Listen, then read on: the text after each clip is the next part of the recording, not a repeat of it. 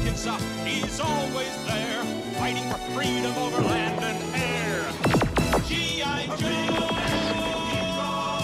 G.I. Joe's there! G.I. Joe is the code name for America's daring, highly trained Special Mission Force. Its purpose? To defend human freedom against Cobra, a ruthless terrorist organization determined to rule the world. He never gives up, he'll stay till the fight's won. G.I. Joe will dare. G.I. Joe! G.I. Joe! Check this out, right? So I'm watching, because I got Junior now, I started watching the G.I. Joe cartoons I loved so much as a kid from the 80s. No, I was not alive during the 80s, but they was always doing them shits in the 90s too.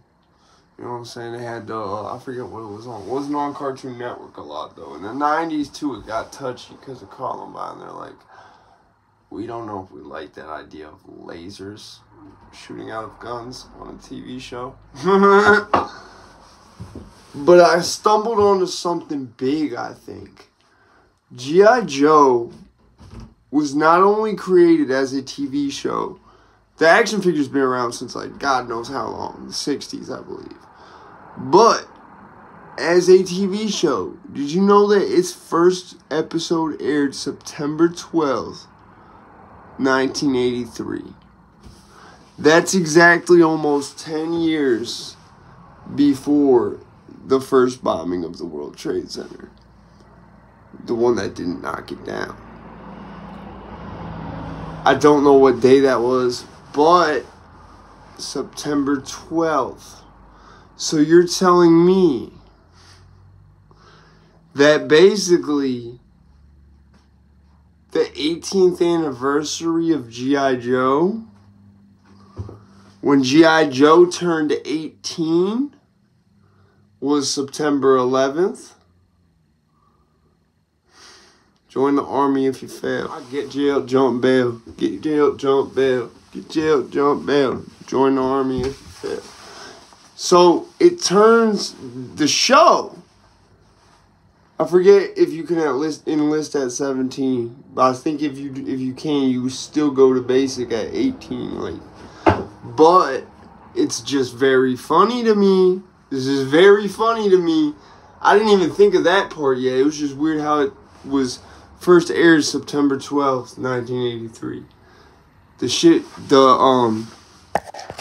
The World Trade Center, the first bombing happened in 1993. Let me see if that shit happened in like August or September. That shit happened in September. That's really weird. But basically when G.I. Joe, meaning that the kids who watched it are all 18 or older now. What made me think of it was the book/movie. Well, I mean, they're not really related. One sort of inspired the other. It wasn't a movie, I don't think. It was a TV show that only lasted legacy called Generation Kill. That followed a group of soldiers in, I think it was Iraq. Was it Iraq or Afghanistan?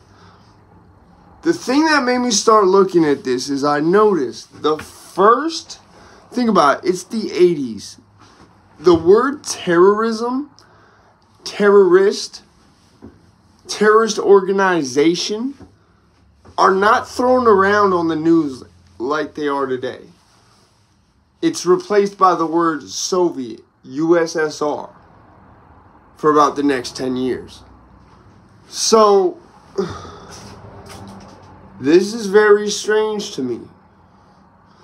Because you have like, and it's so weird because Cobra has aspects of various, like, a lot of their characters, especially Cobra Commander, like, it was almost like they knew we were going to be fighting terrorists. So let's psychologically prime, normalize, desensitize the kids to it now who are going to be fighting those terrorists when this happens.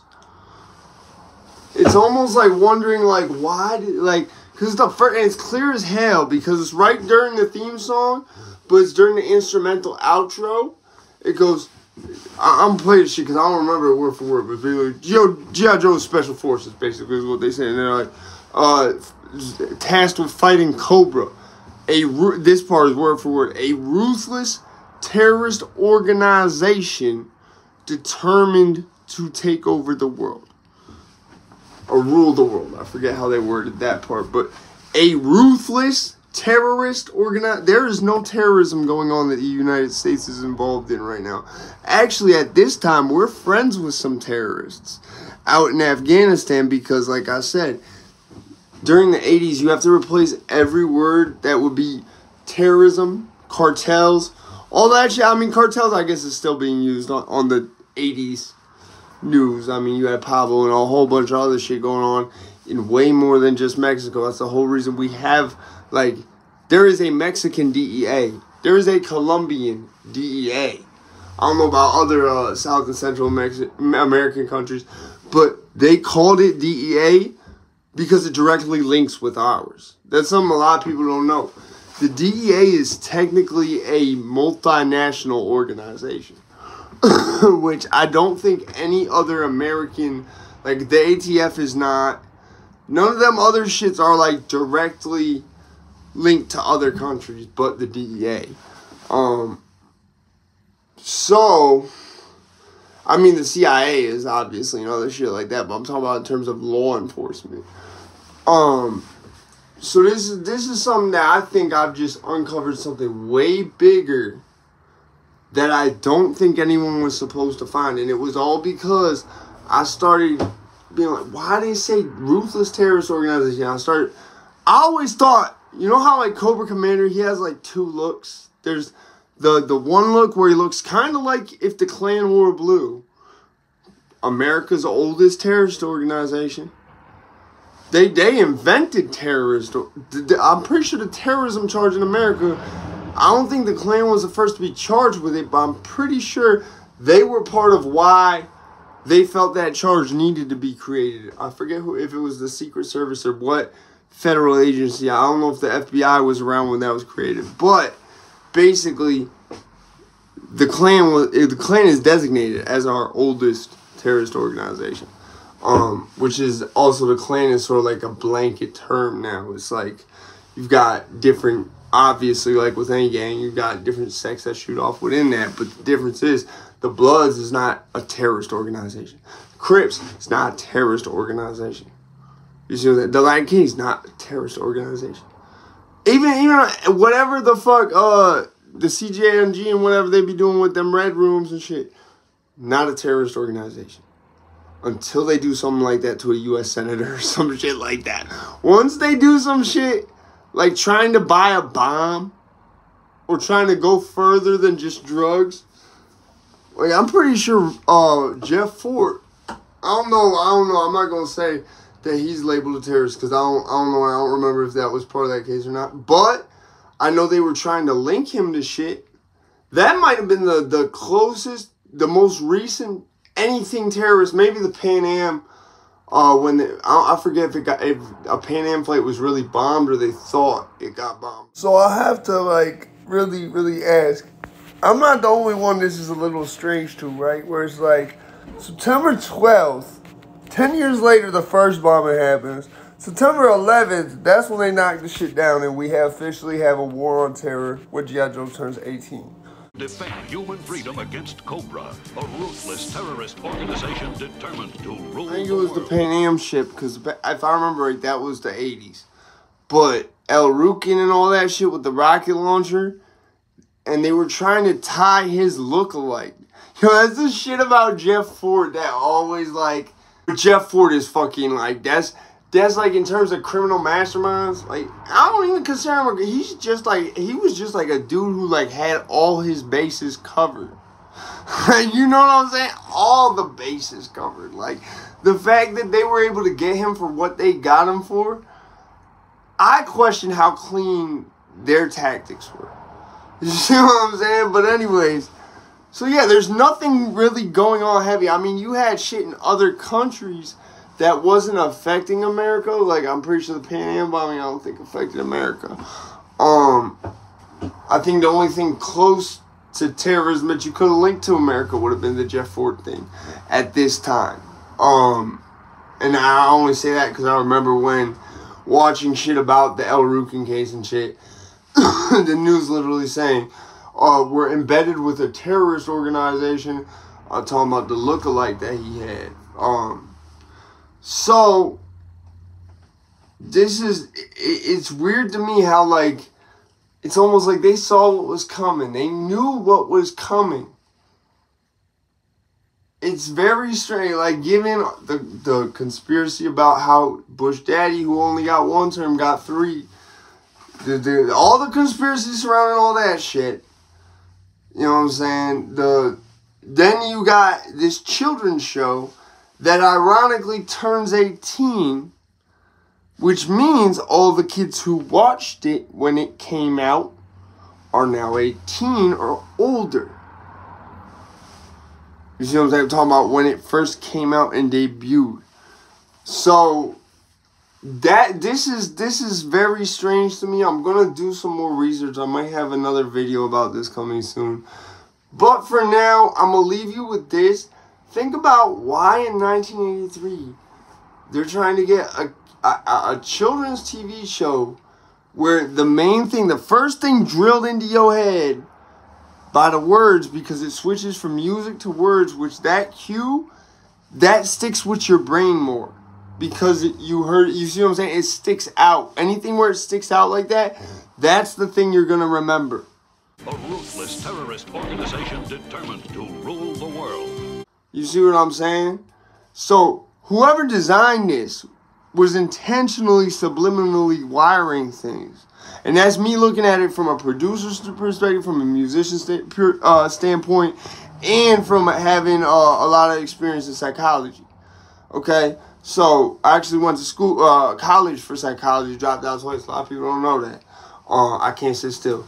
And there was better opportunities elsewhere that, man, you know I was getting money. I was getting money. I'll keep on it.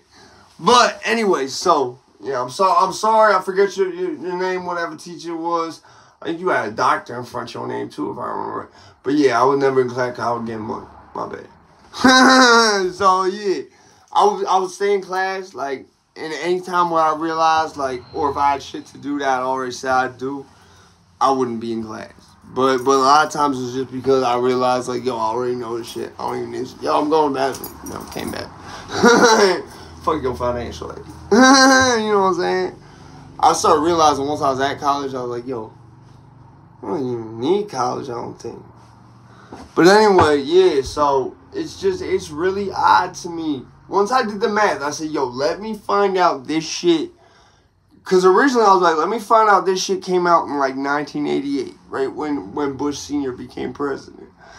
And it's almost like the shit was like, yo, hold my beer. I'll do you one better. It's like, yo, we released this shit on September 12th. Like, that's some shit, bro. And literally the shit is going to turn 18. Let me find out that the minimum, I know that the minimums vary depending on branch, but I'm pretty sure for most of them it's 18. So, I mean, this is a little weird to me. And I think I might have just accidentally blew the lid off something way bigger that down the line is going to make me money for blowing the lid off just now. But let me tell you, G.I. Joe, was a psy-op for your kids. To get that Iraq and Afghanistan war going. So that they wouldn't be like, well, why we got to go to Afghanistan? Why we got to go to Iraq? I thought he was in Afghanistan. No, because in these kids' mind, it's just fight terrorism. Ruthless terrorist organization. You see what I'm saying? You raise the kid on terrorist this, terrorist that, ruthless terrorist organization, all this other shit, with some fucking high adrenaline, action-packed, showmanship cartoon going on. Like, I think there's I'll put it like this. I think the kids is the way they is now, where, like, they got all messed up morals and shit, and they soft and all this weird shit with the kids. Because you took them types of cartoons away. Yeah, you stopped letting them have guns in the cartoons. I mean, it used to be, they gotta have the guns, we gotta call them lasers. And all the guns have been replaced by walkie-talkies. So anyway, like I said, man, this is very, very peculiar to me. I'm going to throw screens up so you know I ain't bullshitting. I'm out there, bitch, man. Stay safe.